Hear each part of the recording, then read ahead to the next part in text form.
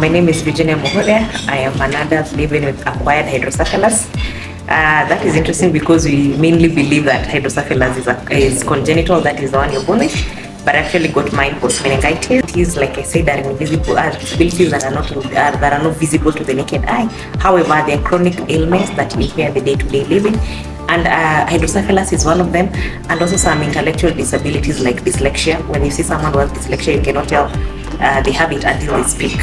So many a times you want to look for even speech impairment. Someone is speech impairment, until you hear them speak, you cannot tell they have a disability, and that is also an invisible disability. Many times we are wired as a community, as a society, as a country, that disability is only a wheelchair, a crutch, a walking cane, or a deaf, or someone with a deaf disability doing the sign language. But there is more to it than that.